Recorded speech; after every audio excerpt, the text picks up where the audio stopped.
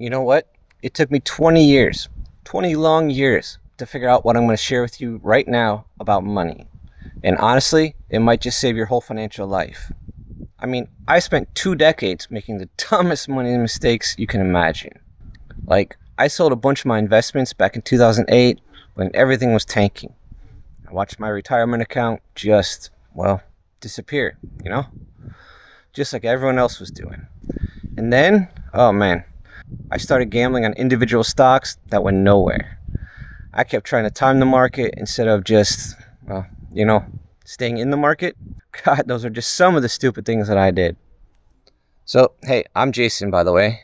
And here's the crazy thing. Despite all those stupid mistakes that I just told you about, I actually managed to retire when I was 39 with about $1 million. Not because I'm some sort of financial genius or anything. I'm definitely not. But because I finally learned all the stuff that nobody ever teaches you. Not in school, not at work, not even, my parents, they never talked about this stuff at the dinner table.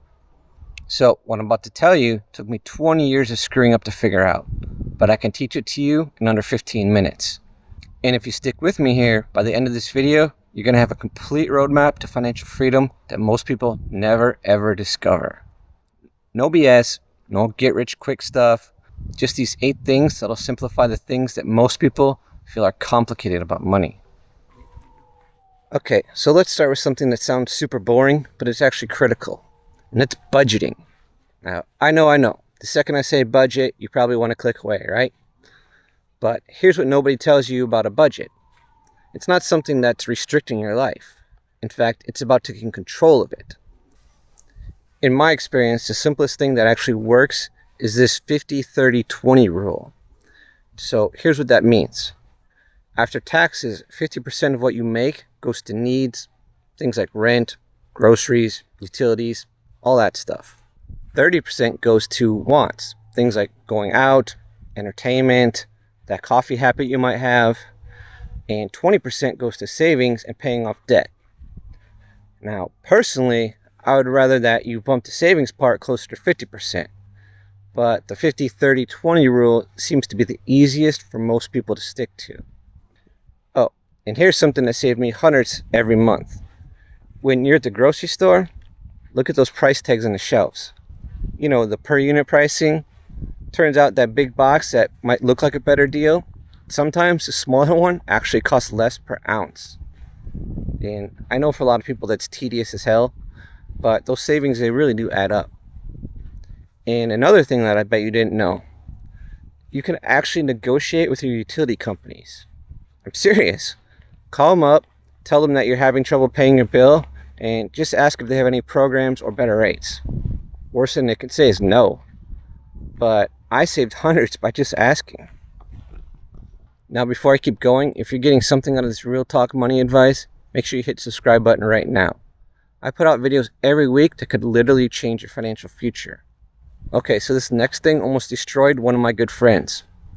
He didn't have an emergency fund when life just, it hit him like a truck. His car died, his kid got sick, and he got laid off all in the same month. Can you imagine that? Without that safety net, he went into debt that he's still trying to dig out of, like years later. Your first priority for saving isn't investing, it isn't retirement, it's building up 3 to 6 months of expenses. This covers your basic stuff if you lose your job or something unexpected happens. I read somewhere recently that the average American household should have about $35,000 saved for emergencies. They say that that's what 6 months actually cost for most people these days, 2025. Well, honestly, I'm not sure how accurate that is, because our expenses are like a quarter of that. So you'll need to figure out your own number.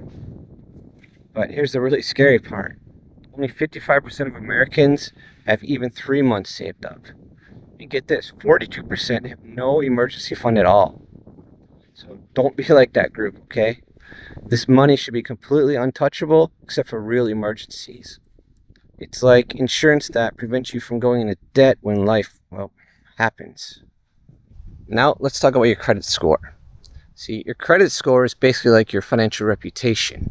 It follows you everywhere.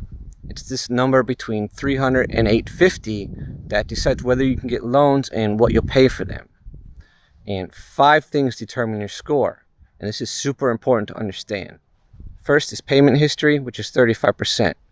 In other words, just pay your bills on time every single time.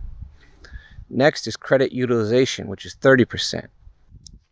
Use less than 10% of your available credit, not 30% like most people think. Next is length of credit history, which is 15%. So keep those old accounts open. After this comes types of credit, which is 10%, and new credit inquiries are 10% as well. Here's something that surprised me when I learned this. Your income doesn't affect your credit score at all. It's purely about how you handle borrowed money. And in case you're wondering, the average FICO score in America is 715, and 23% of people have exceptional credit of 800 or higher. Now stick around, because what I'm about to tell you next about debt will completely flip how you think about it. See, there's good debt and bad debt, and knowing the difference could save you tens of thousands. So here's the thing, not all debt is evil. I used to think that any debt was bad, and that mindset actually keeps a lot of people poor. Good debt helps you build wealth or make more money. Things like mortgages, education loans, business loans, and bad debt, that always weakens your position. Credit cards for stuff that you want, payday loans with crazy interest rates between 300 and 500 APR. You want to think of debt like a tool, like a hammer that can build a house or smash your thumb. It just depends on how you use it, right? So a mortgage in a house that you can actually afford, that's using the tool right. Financing a vacation on a credit card, well, that's smashing your financial thumb. And speaking of debt, payday loans are basically financial poison. The average payday loan charges $15 to $20 for every $100 you borrow. On a typical $375 loan, you'll pay between $56 and $75 in fees just for a 2-week loan. I mean, that's highway robbery disguised as help. All right, so I got a quick question for you guys. Drop a comment and tell me, what's the biggest financial mistake that you've ever made? And don't worry, because we've all been there. In fact, your story might help someone else avoid the same trap. Now, this next thing is so powerful that Einstein supposedly called it the eighth wonder of the world. It's compound interest, and understanding this will make you rich. Or staying clueless about it will keep you poor. Let me tell you about Anthony and Jessica. So Anthony saves $25 a month starting at age 25, and he does this for 40 years. Jessica waits until she's 35, and she saves $50 a month for 30 years. Who do you think ends up with more money? Yeah, Anthony ends up with $168,000. Jessica, even though she's saving twice as much per month, only ends up with $147,000. See, Anthony wins by $21,000 because he started 10 years earlier. That extra decade gave his money more time to compound. And the lesson here is brutal and beautiful. Time in the market beats timing the market. The sooner you start, the less you're going to have to save. That's because compound interest rewards patience and punishes procrastination. Here's something that took me way too long to understand. Saving and investing, they're not the same thing. See, saving is for short-term goals and emergencies. Think things like high-yield savings accounts or money market accounts. And these are safe and you can get your money quick, but they don't pay much. Investing is for long-term wealth building. Stocks, bonds, index funds.